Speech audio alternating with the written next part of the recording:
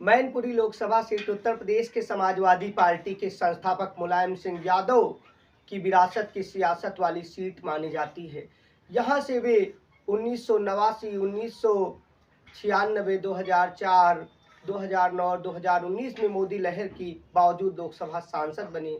2022 के उपचुनाव में उनकी बहू डिम्पल यादव ने बीजेपी के रघुराज साक्य को 2,88,461 के भारी अंतर से हराते हुए ये सीट जीती।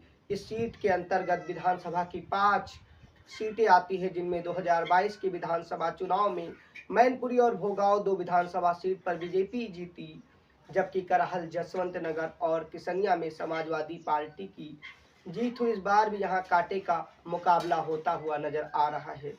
लोकसभा चुनाव में यादव की गढ़ कही जाने वाली ये सीट यादव समीकरण को साधते हुए राजनीति के हिसाब से है। 2024 के लोकसभा सीट में सियासत और विरासत का माहौल तैयार हो चुका है।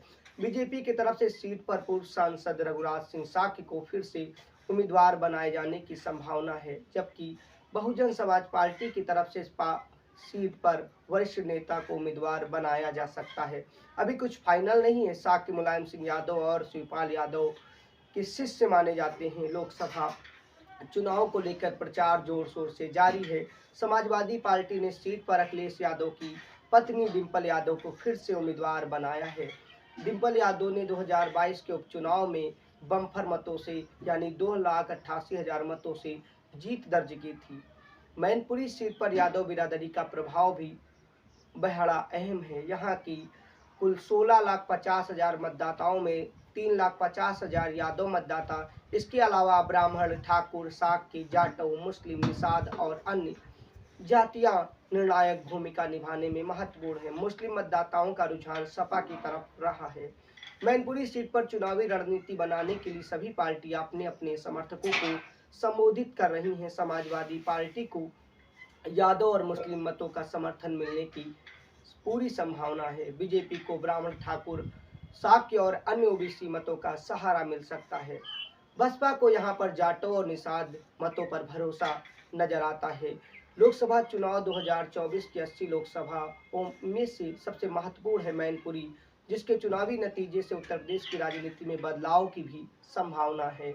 यहाँ का चुनाव यादव परिवार की विरासत के लिए एक आदर्श प्रशिक्षण माना जाता है, क्योंकि यादव परिवार का यहाँ पर मुलायम सिंह की समय से दबदबा रहा है।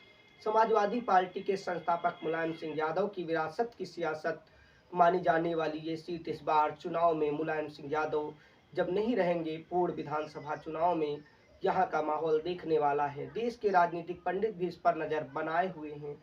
इस सीट पर 2024 के लोकसभा चुनाव में विरासत की सियासत की जंग का माहौल और भी गुलबच चुका है। लोकसभा चुनाव को लेकर लगातार देश में माहौल बन रहा है। चाहे बिहार के अंदर एनडीए अलायंस ने महत्वपूर्ण भूमिका निभाते हुए इंडिया अलायंस को तोड़ा, और यही झारखंड और चंडीगढ़ के चुनाव के नतीजे आप देख चुके हैं। बहरहाल साम दाम दंड भेद से विपक्ष के आरोप हैं। सत्ताधारी पार्टी सरकार बनाने में लगी है। आपकी राय क्या है? लोकसभा चुनाव और मैनपुरी चुनाव पर अपनी राय कमेंट करें। वाकई में मैनपुरी में इस बार कौन जीतेगा? लोकसभा चुनाव 2024 पर आपकी जो भी राय हो, आप जहां के भी मतदाता हों, वहां से कमेंट करें कि आपकी बार बीजेपी 400 पार होगी या फिर अब की बार विपक्ष बीजेपी को डाउन कर देगा। जय हिंद। देखते रहें विशाल।